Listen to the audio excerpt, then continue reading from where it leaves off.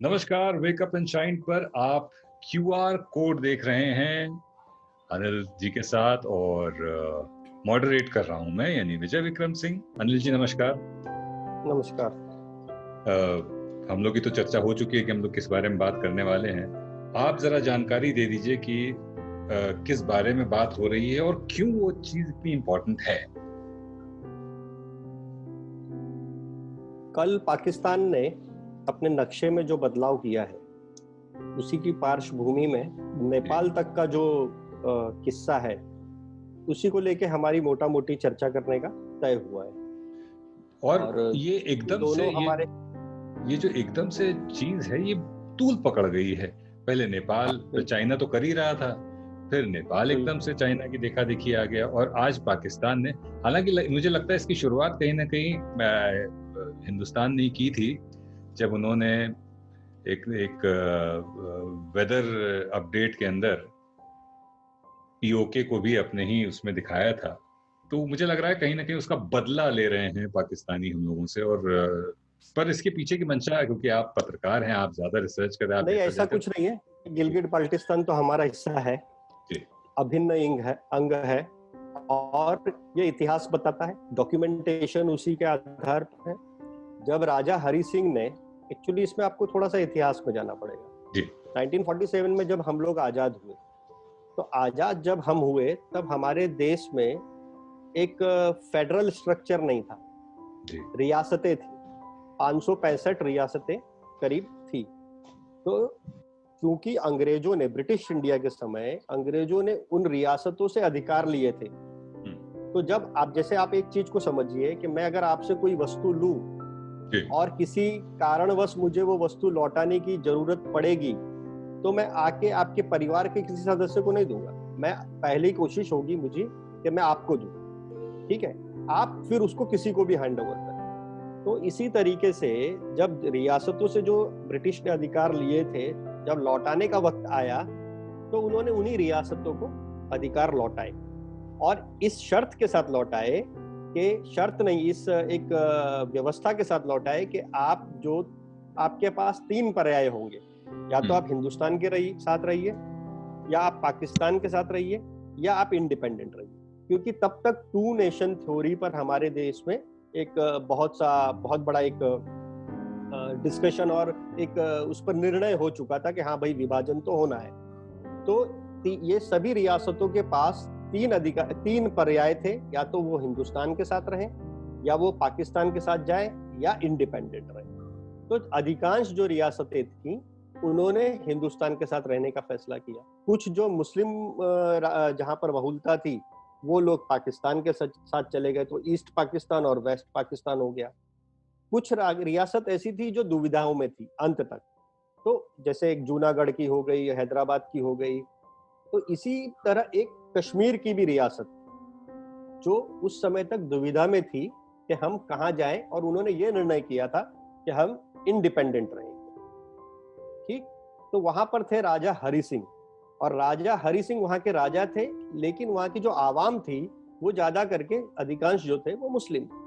तो कहानी शुरू हुई यहीं से। तो जब परिस्थिति ऐसी बनी कि राजा हरि सिंह ने अपने कश्मीर को इंडिपेंडेंट रखा, तो परिस्थिति इस तरह की बनी कि अब वो जो हिस्सा है वो किसके पास जाए। इंडिया के पास इतनी सारी समस्याएं थी कि इंडिया ने उस समय उस पर कोई ध्यान नहीं दिया, लेकिन जो जिन्ना थे, मोहम्मद अली जिन्ना, उनकी नजर उस पर थी और वो उस जगह की वैल्यू समझते थे। तो उन्होंने क्या किया कि राजा हरि सिंह को किसी तरह मनाने की कोशिश की कि आप हमारे साथ में मर्ज कर लें, लेकिन राजा ने वो बात मानी नहीं। तो जब उन्होंने वो बात नहीं मानी, तब इन्होंने अपने कबाइलियों को, जो खैबर पख्तूनख्वा उस तरफ के कबाइली थे, उनको अपने सेना के वेपन देकर, क्योंकि जब हमारी सेना का विभाजन हुआ था तो वेपन का भी बंटवारा हुआ था, जो वो वेपन उनके पास गए थे वो वेपन देकर उन्होंने उनको कश्मीर में घुसपैठ करवाई। ठीक है, कश्मीर में जब घुसपैठ करवाई, तो घुसपैठ करवाने के बाद हुआ क्या कि उनको ये बोला गया कि जितनी जायदाद मिले वो आपकी, जितनी जमीन मिलेगी वो हमारी। तो उन्होंने वहां पर कोहराम मचा दिया, कत्ले आम कर दिया, उन्होंने महिलाओं की आबरू लूटी, सब कुछ किया और वो धीरे धीरे बढ़ते गए। अब चूंकि राजा हरि सिंह के पास उस समय उनसे मुकाबला करने की ताकत नहीं थी, तो राजा हरि सिंह ने क्या किया, उन्होंने हिंदुस्तान से अप्रोच किया कि हमें मदद करे। और हम उनको मदद इसलिए नहीं कर सकते थे क्योंकि वो हमारे साथ में मर्ज नहीं हुए थे, वो हिंदुस्तान का हिस्सा नहीं थे। तो सरदार पटेल जो उस समय उन्होंने ये शर्त रखी, उन्होंने ये शर्त नहीं, उन्होंने सुझाव दिया नेहरू जी को कि ये जब तक हमारा हिस्सा नहीं होंगे तब तक हम इनको मदद नहीं कर सकते। तो अंत में जाकर क्या हुआ कि राजा हरि सिंह ने हमारे साथ में विलय पत्र पे हस्ताक्षर किए। तो जब आपने विलय पत्र पर हस्ताक्षर कर दिए तो संपूर्ण जम्मू कश्मीर क्षेत्र जो है वो आपका हो जाता है। उसमें गिलगिट बाल्टिस्तान भी आता है, उसमें जम्मू भी आता है, उसमें कश्मीर भी आता है और उसमें लद्दाख भी आता है। इवन उसमें लद्दाख और अक्साई चीन का हिस्सा भी आता है, जो अक्साई चीन बाद में पाकिस्तान ने 62 की लड़ाई में जो अपना इनके साथ में लड़ाई में चला गया। तो हमारा वो हिस्सा है, क्योंकि आप देखिए, आप एक ही बात कर सकते हैं, दो बात नहीं कर सकते। फॉर्मूला एक ही हो सकता है। फॉर्मूला जब आपने मान लिया कि राजा फैसला करेगा, रियासत का जो सरबरा है वो फैसला करेगा कि उसको किसके साथ रहना है। तो जब रियासत के सरबरा ने फैसला किया कि मुझे हिंदुस्तान के साथ रहना है, तो उस पर कोई भी इफ और बट नहीं हो सकता है। उस समय तक प्लेबिसाइड की कोई बात नहीं थी, ये बाद में आई। तो जो आप कह रहे हैं कि हमने वहां का मौसम का हाल दिखाना शुरू किया, तो वो हमारा हिस्सा है, आज भी हमारे मैप में है और उसको यूएन मान्यता देता है। वो उस तरह का, उस पर सर्टेन एरिया डिस्प्यूटेड मानते हैं कुछ लोग, लेकिन हमारा तो वो पूरा अभिन्न अंग है। उसमें सियाचिन भी आ गया, उसमें वो वैली भी आ गई जो पाकिस्तान ने कश्मीर को, अपना चीन को गिफ्ट कर दी। तो ये पूरा हिस्सा हमारा है, तो इसमें कोई डाउट है ही नहीं। तो इसलिए हमारा हिस्सा है, उसका हम मौसम का हाल भी लेंगे और उसका हालचाल भी लेंगे। तो अनिल जी, ये जो आपने इतनी बेहतरीन तरीके से, इतनी खूबसूरती से और इतनी आसानी से इस चीज को समझा दिया है, चीजें बिल्कुल साफ है इसमें, जैसा कि आपने कहा कोई इफ और बट नहीं रह जाता। मेरा सवाल ये है कि जब चीजें इतनी साफ हैं तो फिर ये इतना बड़ा और ऐसा मुद्दा जो दोनों देशों को ब्लीड कर रहा है, क्यों बना हुआ है? क्या ये पाकिस्तान की हठ धर्मिता है?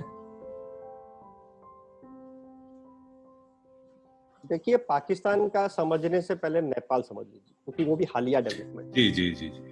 ये दोनों के बीच में जो कड़ी है वो चाइना है, ठीक है। चाइना को किसी भी तरीके से हिंदुस्तान को चारों ओर से घेरना है। नेपाल में चूंकि अभी कम्युनिस्ट शासन है, कम्युनिस्टों की वहां पर अभी आप ये कहेंगे कि शक्ति काफी ज्यादा है, तो कम्युनिस्ट जो है वो नेपाल को अपनी तरफ जोड़ने का प्रयास कर रहे हैं। जब 2017 में डोकलाम विवाद हुआ था भूटान के साथ ट्राई जंक्शन पे, वैसा ही ट्राई जंक्शन ये है काला पानी, लिम्पियाधुरा और लिपुलेख वाला, ठीक है।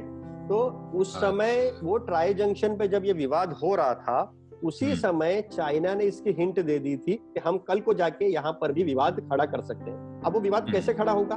तो वो विवाद खड़ा करने के लिए उसको नेपाल अपने हाथ में चाहिए, तो उसने नेपाल के मार्फत उस जगह को अपना हिस्सा बनवा के और ये विवाद खड़ा किया। अब जो पैटर्न उसने नेपाल में इस्तेमाल किया, वही नेपाल का पैटर्न जो है वो अब पाकिस्तान पे इस्तेमाल कर रहा है, और पाकिस्तान जो है आज क्लेम कर रहा है। अब इस चीज में आप हास्यास्पद चीज देखिए कि पाकिस्तान एक तरफ तो बोलता है कि हम कश्मीर के हक के लिए लड़ रहे हैं, कश्मीर आजाद कश्मीर करके वो उसको संबोधित करता है। जब वो आजाद कश्मीर है तो फिर आपका हिस्सा कैसे हुआ? आप इस बात को समझिए, आप उसको अपने मैप में कैसे शामिल करते हैं, ठीक है ना।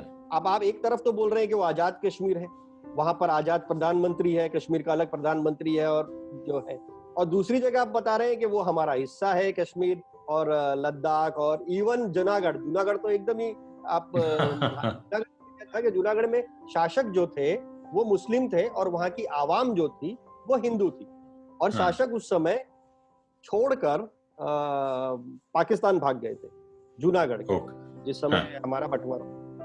तो ऐसा है कि उस समय परिस्थितियां ये थी कि जब पाकिस्तान के साथ में हमारा लड़ाई हुई, झगड़ा हुआ, विवाद हुआ, तो युद्ध हुआ, तो उसके बाद यूएन में जब मैटर गया, यूनाइटेड नेशन में, तो यूनाइटेड नेशंस ने 3 शर्तें रखी। शर्त क्या थी कि पहले तो पाकिस्तान ने जो एरिया ऑक्यूपाई किया है कश्मीर में, वहां से अपनी पूरी सेना हटाएगा। दूसरी शर्त क्या थी कि हिंदुस्तान उतनी सेना रखेगा जितनी आवश्यक है।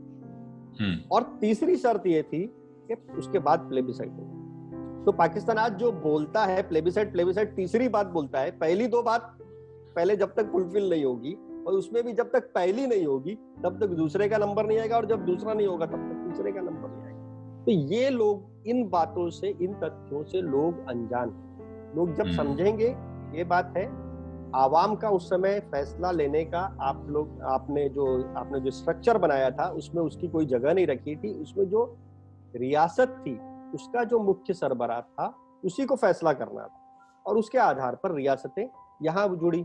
अगर यही बात सही थी तो बलोचिस्तान का जो हिस्सा है, जो पाकिस्तान ने कब्जा कर लिया बाद में, बलोचिस्तान हमारी रियासत में नहीं था। बलोचिस्तान में खान ऑफ कलात का कब्जा हुआ करता था। अच्छा। उनके विरुद्ध में जाकर वो इंडिपेंडेंट रहना चाहते थे। उनकी आजादी हमसे पहले हुई थी। वो उनके इंडिपेंडेंट रहने की इच्छा के विरुद्ध वहां पर फोर्सफुल्ली पाकिस्तान ने कब्जा किया। तो कल को हम अपने नक्शे में बदलाव कर दें और बलूचिस्तान को अपने में शामिल कर लें, कल को लद्दाख को हमारे में शामिल कर लें, तो इसका कोई अर्थ नहीं है ना। तो आप नक्शे में कुछ भी शामिल करें, उससे कोई फर्क नहीं पड़ता है। टेक्निकली ये है एक प्रेशर गेम। एक सवाल ये जरूर उठ रहा है मेरे जहन में कि नेपाल ने ये नक्शा अपने यहाँ पास करवा के यूनाइटेड नेशंस भेज दिया है। अब इसका क्या सिग्निफिकेंस? नहीं, वो तो उसको, अब देखिए प्रेशर टैक्टिक्स, मैंने क्या बताया आपको, ये दबाव की राजनीति। आप वो नहीं मानेंगे, उन्होंने नहीं माना, उन्होंने नकार भी दिया, लौटा भी दिया, तो अब वो सब इंटरनेशनली हर एक देशों में भेजेंगे। तो ये तो एक आपको किसी तरीके से आपके ऊपर दबाव की राजनीति करनी है, और चीन इसके पीछे, दोनों के पीछे चीन है, और चीन हर मोर्चे पर हिंदुस्तान को इस समय घेरने की कोशिश में लगा हुआ है। तो अल्टीमेटली इसका, मैंने जैसे आपको बताया ना कि आपका किसी भी चीज का एक आधार होता है। आपका आधार क्या है? आप कल को मैं आपके घर पर अपना कब्जा में बोल दूं कि भाई ये खराब मेरा है, ऐसे नहीं होगा ना। मैंने आपको बताया कि बलूचिस्तान, कल को हम बोल देंगे बलूचिस्तान हमारा है, हम शामिल। उसकी कोई तथ्यात्मक कोई चीजें होनी चाहिए, उसका इतिहास होना चाहिए। हमारा तो मानसरोवर तक है, मानसरोवर तो हमारी धरोहर है ना। मानसरोवर कहाँ है आज? तिब्बत में है, तिब्बत चाइना के पास है। तो कल को हमारे नक्शे में हम वहां तक का शामिल कर ले, जो कि हम कर सकते हैं। तो ये सब चीजों का कोई मतलब नहीं है, लेकिन ये जरूर है कि ये हमारे ऊपर एक दबाव बनाने की एक कोशिश है, और चाइना एक चारों तरफ से आपको घेरने की तैयारी कर रहा है। उसने उसके लिए इम्पोर्टेंट इसलिए है, वो जो मैंने आपको बताया कि मोहम्मद अली जिन्ना ने उस जगह की इम्पोर्टेंस समझकर वो हरि सिंह पे लगातार दबाव बना रहे थे कि वो पाकिस्तान से जुड़ जाए, क्योंकि वो एक सिल्क रूट का रास्ता है। देखिए, आप नेपाल, आज चाइना को अगर बिजनेस करना है तो अभी आज की परिस्थिति में उसे ऐसा, आज की परिस्थिति से पहले तक उसको ऐसा करना पड़ता था कि उसको पूरा हिंद महासागर घूमकर और फिर यूरोपियन कंट्रीज के साइड में जाना पड़ता था। उसको एक शॉर्टकट रास्ता नहीं था। जैसे पनामा एक नहर बनाई, चैनल बनाया, तो उससे एक शॉर्टकट रास्ता मिल गया। तो ये जो अब इन्होंने क्या किया कि हमारा ऑक्यूपाइड पाकिस्तान ऑक्यूपाइड कश्मीर है, उसका ऊपरी हिस्सा गिलगिट बाल्टिस्तान असल में पाकिस्तान ऑक्यूपाइड कश्मीर का हिस्सा है। उसमें से ये इन्होंने रूट निकाला, और वो रूट पूरा पाकिस्तान होते हुए बलोचिस्तान के ग्वादर पोर्ट तक जाता है। तो एक आपको शॉर्टकट रास्ता मिल गया। तो शॉर्टकट रास्ता एक तो आपको मिल गया, दूसरा आपके पास एक नेवल बेस बनाने का आपको एक अधिकार, क्योंकि चाइना का आज उधर अपनी वॉरशिप खड़ा करेगा तो पाकिस्तान को कैसे रोक लेगा? पाकिस्तान तो उसकी कॉलोनी बन चुका है, इतना कर्जा है। उसने श्रीलंका के साथ भी चाइना ने यही किया। श्रीलंका के सदर्न साइड में हम्बनटोटा पोर्ट को पहले डेवलप किया, पूरा डेवलप किया, और 99 इयर्स की अभी लीज पर ले लिया, इतने हाई रेट पे उसने लोन दिए। तो हर तरीके से म्यांमार के वहां वो एक सिल्क रूट बना रहा है, नेपाल तक सीपैक जो उसका बेल्ट एंड रोड इनिशिएटिव है, जिसके लिए शी जिनपिंग काफी ये आक्रामक होकर काम कर रहे हैं। तो एक हर तरह से हिंदुस्तान को घेरने के लिए पहले नेपाल में इन्होंने एक ये नक्शे वाला काम शुरू किया और फिर वही पैटर्न पाकिस्तान में किया, और अब कल को पाकिस्तान का पैटर्न ये नेपाल में भी लागू करने जा रहे हैं। ये भी आप समझ लीजिए, अब पाकिस्तान में जैसे सेना और सत्ता के दो केंद्र हैं, वैसे ही नेपाल में भी सेना और सत्ता के दो केंद्र बनाने जा रहा है चाइना, ताकि कल को अगर सरकार भी, कल को कोई एक चुनी हुई सरकार आती है और वो चीन के हितों के खिलाफ काम करती है, तो सेना की मदद से वहां पर उस सरकार को भी गिरा सके। उसने वहां की सेना को भी, नेपाल की सेना को भी कॉर्पोरेट आर्मी में तब्दील करने की मुहिम शुरू कर दी है। तो वहां भी पावर पॉइंट कल को जाके क्या हो जाएंगे, 2 पावर पॉइंट हो जाएंगे नेपाल में। जो सेम पैटर्न पाकिस्तान का है वो नेपाल में लागू हो रहा है, और नेपाल का जो पैटर्न है वो पाकिस्तान में लागू हो रहा है, और ये दोनों का ब्रेन चाइल्ड जो है वो चाइना है। अनिल जी, एक छोटा ही सही पर एक तबका ऐसा भी है जो कह रहा है कि कूटनीतिक विफलता है हमारी। बिल्कुल, ये तो हर चीज में आप जब कहीं पर फेलियर है आपके पास तो कूटनीतिक विफलता ही होती है। ये चीजों को सुलझाया जा सकता है और नहीं सुलझी तो विफलता ही है ना, इसका और कोई डेफिनेशन नहीं है। अब ये हो कितनी बड़ी विफलता है, कितनी छोटी विफलता है, ये तो आप एनालिसिस करके बता सकते हैं। लेकिन नेपाल को काफी हद तक चाइना के पास जाने से रोका जा सकता। तो ये कैसे हम कर सकते थे? क्या हम स्ट्रेटेजिक इन्वेस्टमेंट्स के जरिए नेपाल को रोक सकते थे? देखिए, कोई भी चीज ओवरनाइट नहीं होती है, उसको बहुत समय लगता है, और चाइना नेपाल में बहुत समय से इन्वेस्ट कर रहा था। इस पर हम लोगों ने कभी ध्यान नहीं दिया। आप अगर आपका दुश्मन देश, जॉर्ज फर्नांडिस ने कहा था 90s में ही कि हमारा दुश्मन पाकिस्तान नहीं है, हमारा सबसे बड़ा नंबर 1 दुश्मन है तो चाइना है। उसके बाद हमने स्ट्रेटेजी बनाई, हमने जो आज बॉर्डर पे रोड्स बन रही हैं, 73 स्ट्रेटेजिक रोड्स का हमने प्लान किया। अटल जी के कार्यकाल में उनको अप्रूवल मिला और वो अभी बनना शुरू हुई, जो एक एक करके अभी 66 के करीब बन चुकी है। तो हमारा दुश्मन नंबर 1 चाइना था, ये हम लोग पहचान चुके थे 1962 में। हिंदी चीनी भाई भाई करके उन्होंने हमारे पीठ पे चाकू मारा। उसके बाद में भी हमने ये नहीं देखा कि चाइना क्या कर रहा है, वो पाकिस्तान को कितना इन्फ्लुएंस कर रहा है, वो नेपाल को कितना इन्फ्लुएंस कर रहा है, वो म्यांमार को कितना इन्फ्लुएंस कर रहा है, वो भूटान को इन्फ्लुएंस करने की कोशिश कर रहा है या नहीं कर रहा है, वो हमारे LAC पर धीरे धीरे जगह कैप्चर करने की कोशिश कर रहा है कि नहीं कर रहा है, वो श्रीलंका को आपसे कितने दूर ले जाने के का काम कर रहा है। तो देखिए, ये क्या होता है, जब किसी की एक क्रिया है तो आपको उसको इतनी ही इक्वल प्रतिक्रिया देनी पड़ती है। कूटनीति भी वैसी है, आपको नजर रखनी है कि कहां पर कौन सा देश दूसरे देश को कितना इन्फ्लुएंस कर पा रहा है, आपको उतना वहां पर, क्योंकि हम यहाँ पर जो साउथ एशिया है, साउथ एशिया में 2 ही पावर है, 2 ही सुपर पावर है या 2 ही मिलिट्री पावर है, आप जो भी कहें, एक चाइना और दूसरा हिंदुस्तान। तो हिंदुस्तान को हमारे अपने हितों को अगर सुरक्षित रखना है तो उसको चाइना की हर हरकत पर नजर रखनी होगी। और जब चाइना नेपाल में इन्फ्लुएंस करता है, वहां के कम्युनिस्टों को आगे बढ़ाता है और वहां पर अपनी पसंद की सरकार बिठाता है और गिराता है, तब उस तरफ हमारा भी कूटनीतिक इन्वॉल्वमेंट होना चाहिए और हमें भी उस चीजों को उस तरह से समय रहते रेक्टिफाई करना चाहिए। अगर आप इस पे कमेंट कर पाए, एक प्रयास हुआ अभी हाल फिलहाल में वहां की कम्युनिस्ट सरकार को गिराने का, और थोड़ा डिस्टेबलाइज हुई है वहां की सरकार। क्या आप इसमें भारत का कोई रोल देखते हैं?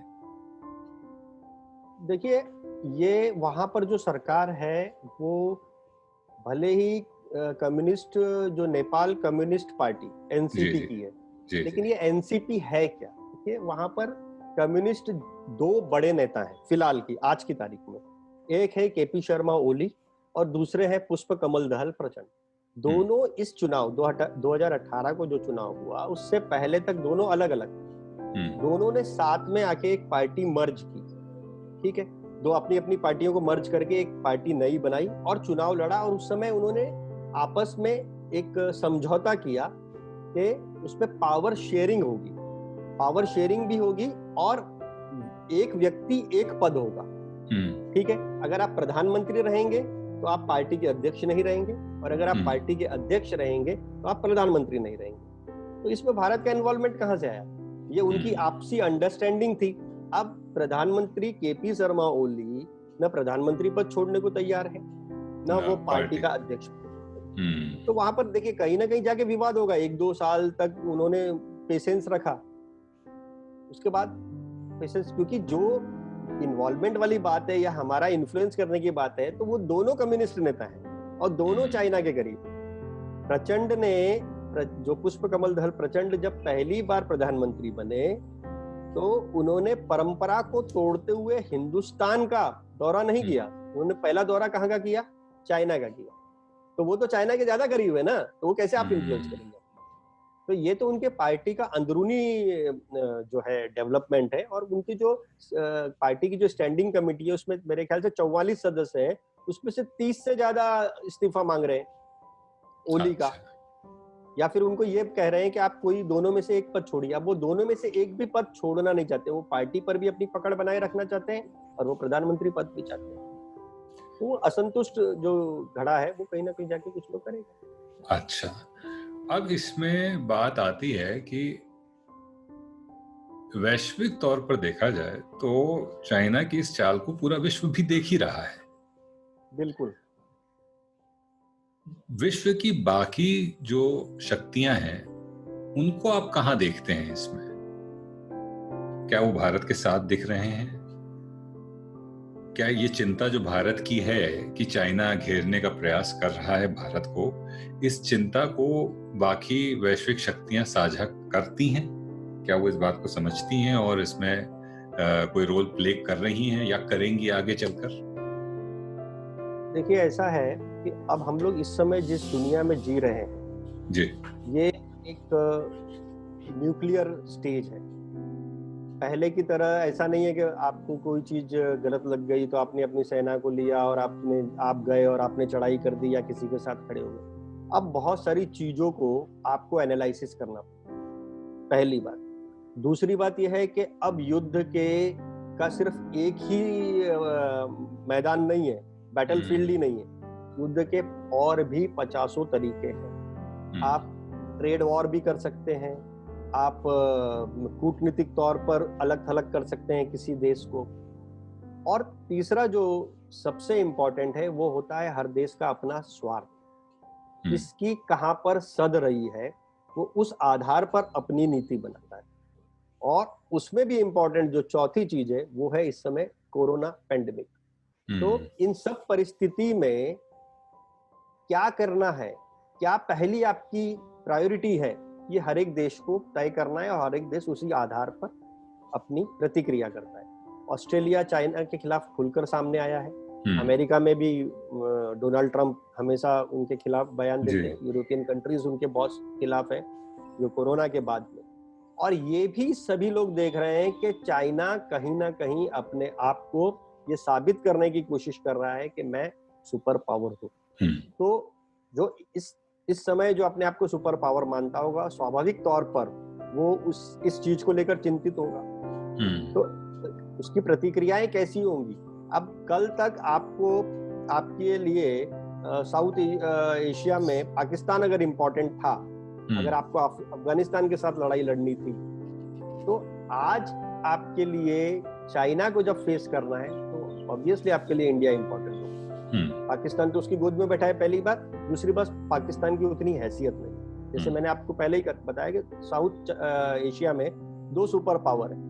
तो अगर आपको एक सुपर पावर को डिफीट करना है तो दूसरे का साथ देना होगा। तो इस समय पूरी दुनिया की मजबूरी है कि चाइना का जो एग्रेसिवनेस है जो दिखाई दे रहा है, कि आप एक चीज तो मानते हैं कि उनकी हिम्मत की दाद देनी पड़ेगी कि दुनिया से घिरे हुए कोरोना के समय लेकिन अपनी कारगुजारियों से बाज नहीं आ रहे। बिल्कुल। अगर आपको उनको डिफीट करना है तो आपको इंडिया को साथ देना ही पड़ेगा, ये पूरे दुनिया की मजबूरी है। लेकिन वो किन शर्तों पर, किस समय और कैसे देते हैं, ये डिपेंड करता है उस सिचुएशन पे। और एक चीज जो बड़ी ही मजेदार देखने वाली है, जिस पे आप रोशनी डाल सकते हैं, कि ये सब जो नक्शे का विवाद है, ये सारे पाकिस्तान से तो हमारा चल ही रहा था, लेकिन अब उसमें चाइना का एंगल आ गया, क्योंकि चाइना पाकिस्तान से, मतलब पाकिस्तान और चाइना में बहुत फर्क रह ही नहीं गया है। इतना इन्वेस्टमेंट पाकिस्तान में कर दिया है चाइना ने। हाँ, तो पाकिस्तान अब चाइना की कॉलोनी बन गया है। कॉलोनी आप जैसा उसको माने या नहीं माने, पाकिस्तान अब चाइना की कॉलोनी है। कल को जिस रास्ते पे नेपाल चल रहा है, कल को हो सकता है नेपाल भी उसी स्टेज पर कुछ एक 10-15 साल के बाद, 20 साल के बाद उसी स्टेज पर पहुंच जाए।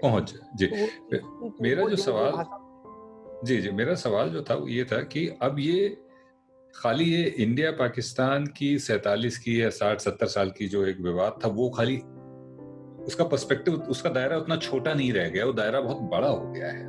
उसकी आड़ में बहुत सारे गेम खेले जा रहे हैं। अब इसमें नेपाल भी आ गया है, नेपाल को भी ढकेल दिया गया है। सबसे मजेदार चीज ये है इसमें रशिया का क्या स्टैंड है। रशिया का अभी खुल के कोई स्टैंड सामने आया नहीं है, या अगर आया है तो वो दिख नहीं रहा है। आप रशिया का क्या रोल देखते हैं इसमें? देखिए, पहली बात तो मैं ये बता रहा हूँ, बता दूं, स्पष्ट कर दूं, जैसे आपने बोला कि छोटा रोल था, ये छोटा रोल कभी नहीं था। अच्छा। ये रोल हमेशा से बड़ा था, हमने उसको समझा नहीं।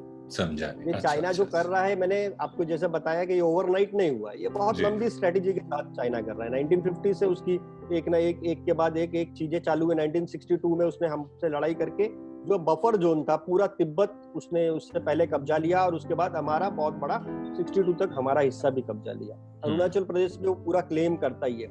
इवन इस समय इस कोरोना पैंडेमिक के बीच में उसने भूटान की एक जो वाइल्ड है उस पर भी क्लेम कर दिया है, जो नया भी सामने आया है। तो जो चीन है, चीन जितने देशों से बॉर्डर शेयर करता है, जिसमें रशिया भी है, उसका रशिया के साथ में भी डिस्प्यूट है, उसका मंगोलिया के साथ भी डिस्प्यूट है, उसका किसी के साथ, उसका समुद्र में भी डिस्प्यूट है, उसका जापान के साथ भी, साउथ चाइना में भी जी। तो वो हर एक जगह पर उसका डिस्प्यूट है।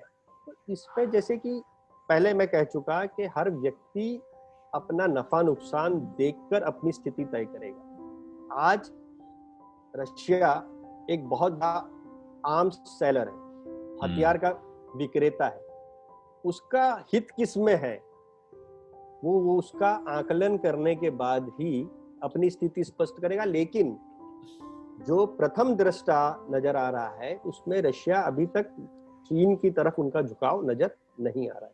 तो इसलिए इस तरह, क्योंकि हमारे रशिया के साथ में बहुत घनिष्ठ संबंध रहे हैं, हमारे वहां पर आज भी जितनी वेपनरी है वो रशिया से ही इंपोर्ट होती है। हम अगर आज की तारीख में भी रशिया से कुछ लेना छोड़ दे नया, तब भी हमको पुराने स्पेयर पार्ट्स और ऐसी बहुत चीज, हजारों लाख करोड़ का सामान उनसे लेना ही पड़ेगा। तो उसका हित हमारे से है।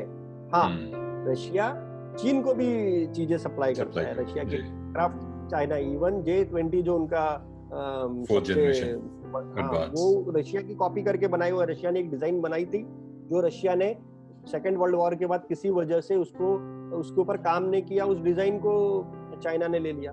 और चाइना रिवर्स इंजीनियरिंग करने में वैसे ही माहिर है। वो बहुत सारे चीजों को दुनिया से खरीदता है, उसकी रिवर्स इंजीनियरिंग करता है और खुद के बनाने का दावा करता है। तो ये सब चीजें अल्टीमेटली आपके हित पर है, स्वार्थ पर है। आपका स्वार्थ किस तरफ है, किन परिस्थितियों में है, उस पर डिपेंड करता है। अमेरिका कभी हमारे खिलाफ था, आज अमेरिका हमारे साथ है, क्योंकि उसका स्वार्थ सदेगा। ये देखिए, ऐसा है कि आखिर में आपको अपना हित देखना है, किसी भी देश को, इसमें कोई बुराई भी नहीं है। हर देश अपना हित देखेगा, उसका स्वार्थ होगा तब उस तरफ वो खड़ा रहेगा। तो रशिया आज की परिस्थिति में हमारे साथ है, भविष्य में और कैसी परिस्थिति रहती है उस पर डिपेंड करता है। एक आखिरी सवाल, इन सब परिस्थितियों को देखते हुए हमारे कूटनीतिक प्रयास जो आज की तारीख में हैं, उनको आप कैसे देखते हैं?